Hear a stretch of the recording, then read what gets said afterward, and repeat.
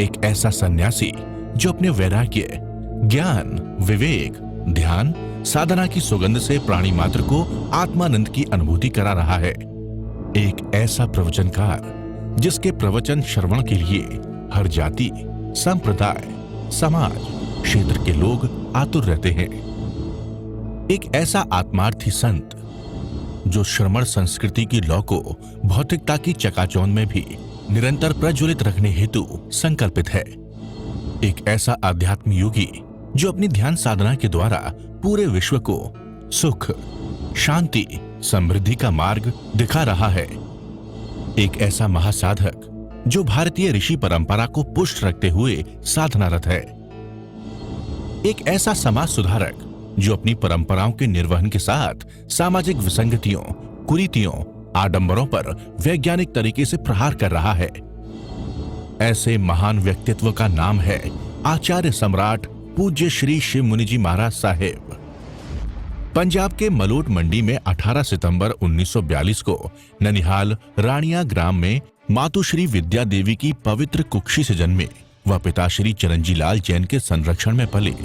30 वर्ष की आयु में राष्ट्र संत श्रमण संघीय सलाहकार श्री ज्ञान मुनि जी महाराज साहेब के हाथों से संन्यास ग्रहण करने वाले इस सन्यासी को 9 जून 1999 को अहमदनगर में आचार्य पद से नवाजा गया।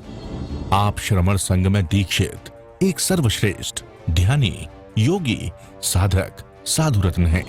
विभिन्न समाज सेवी संस्थाओं, संघ, संगठन व विश्वविद्यालय आदि ने आपको सम्मानित कर सात्विक गौरव की अनुभूति कर रहे हैं। संस्कृति के अंदर एक कथा चलती है, संत साहित्य के अंदर 3 मकौड़े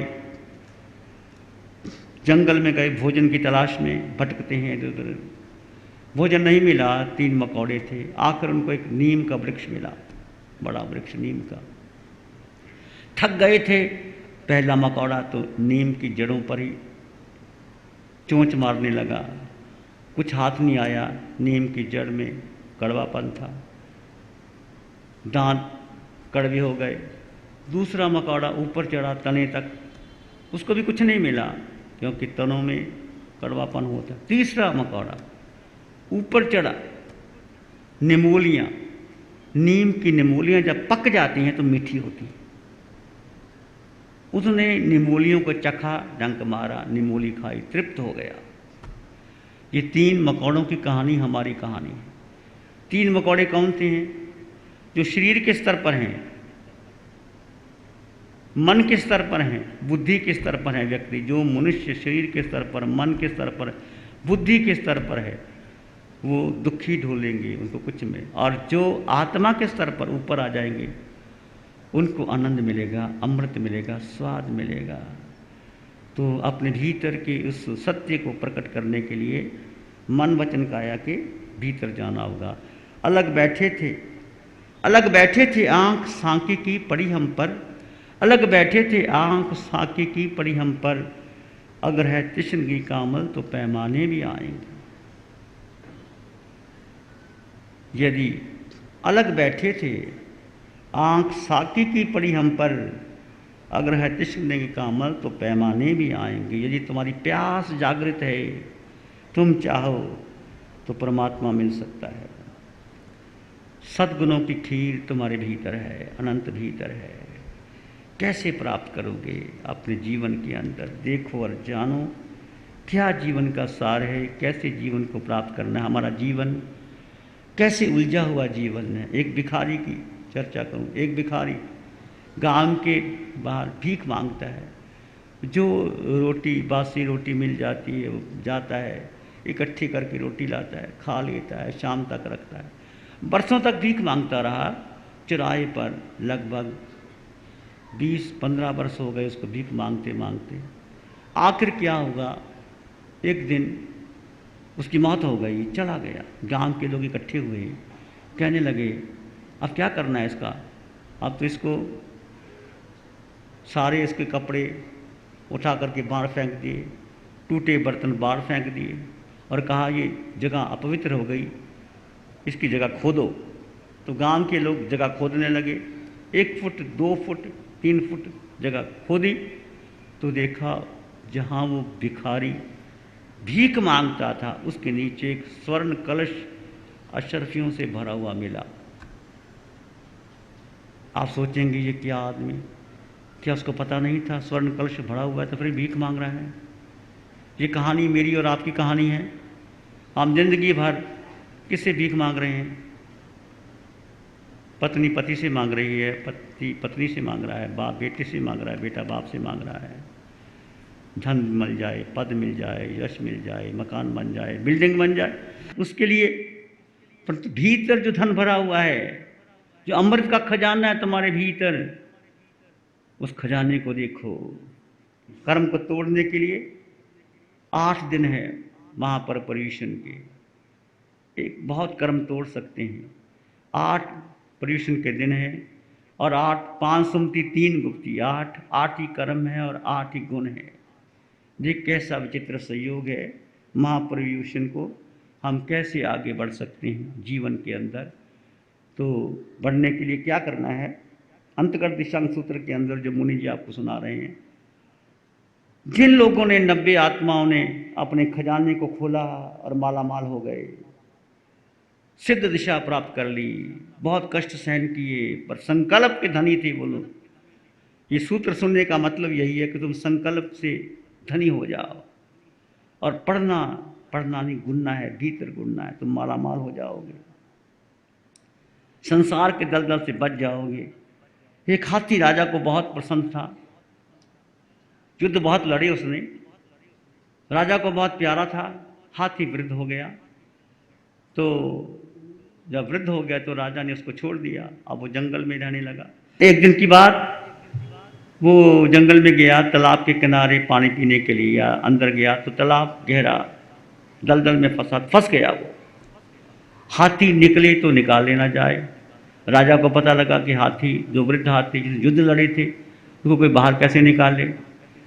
बहुत घोड़े लगाए, लोगों ने खींचा रस्से से, हाथी बाहर निकल नहीं पाया, दलदल के कीचड़ से फंसा हुआ था। राजा ने कहा क्या करना चाहिए?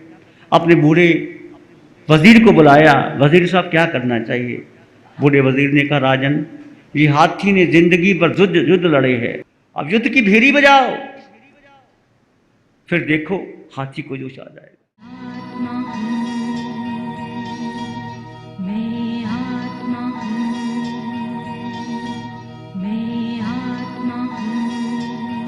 ध्यान करेंगे, आंखें बंद, मन वचन काया शांत, शरीर शांत, विचार शांत, सृष्टि शांत, वातावरण शांत, हर दिशा हर किनारा शांत।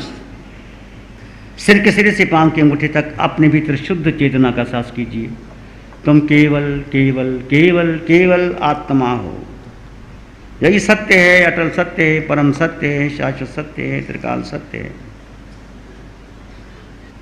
मन वचन काया बुद्धि संस्कार धारणा, ये पर है। अनादिकाल से हमने इस देह को पोषण किया, इसका नाम, लिंग, पद, प्रतिष्ठा, धन, संपत्ति के लिए पूरा जीवन लगा दिया, परंतु अब इसके लिए नहीं। ये भीतर चेतन तत्व है, भीतर आत्म तत्व है, भीतर ज्योति है, उसमें स्थिर होना है, उसका चिंतन करना है, उसमें रमन करना है। फिर देखिए आपके भीतर जो ज्योति जगी है वो कैसे प्रकट होगी। अपने भीतर गहन मौन और शांति का अनुभव कीजिए। गहन मौन और शांति का अनुभव कीजिए। और भीतर गहरे चले जाइए। देह की पकड़ को छोड़ दें, मन के विचारों को छोड़ दें, बुद्धि के निर्णय को छोड़ दें। सिर के सिरे से पांव के अंगूठे तक एक शुद्ध चेतना तुम्हारे भीतर प्रवाहित हो रही है, उसमें रमन करें, उसका चिंतन करें, उसमें स्थिर हो जाएं, उसमें रुचि रखें। अपने भीतर मंगल का भाव लाएं, प्राणी मात्र के लिए मंगल की कामना कीजिए।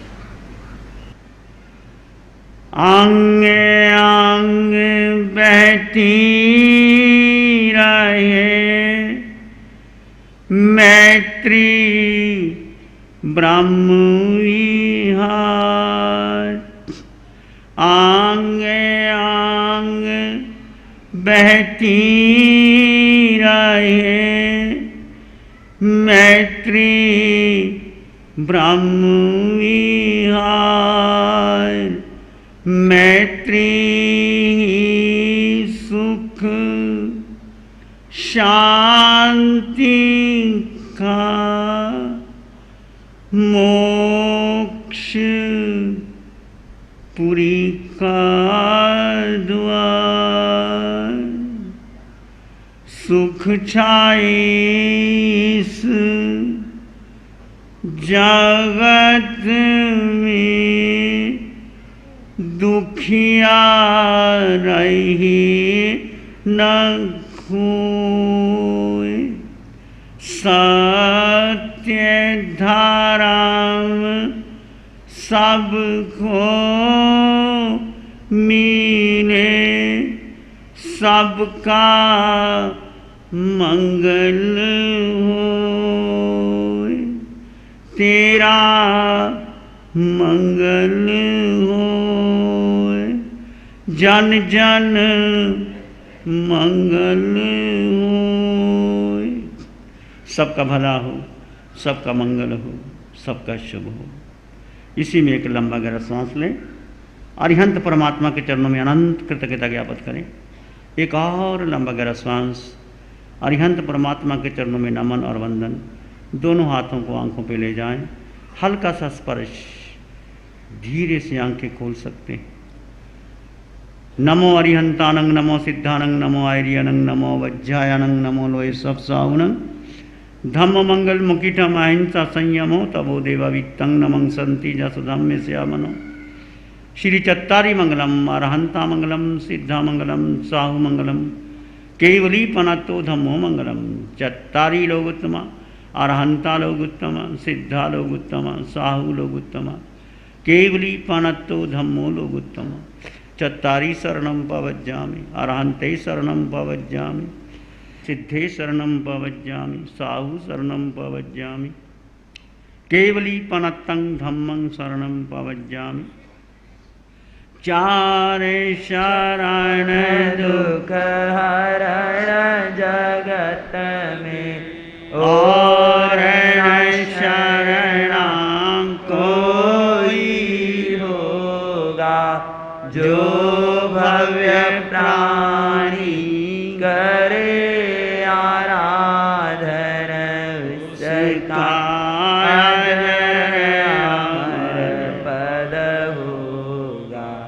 उसका सदा ही मंगल होगा। जैसे बारिश की रिमझिम बरसने लगी ऐसे गुरुवर की वाणी भी झरने लगी।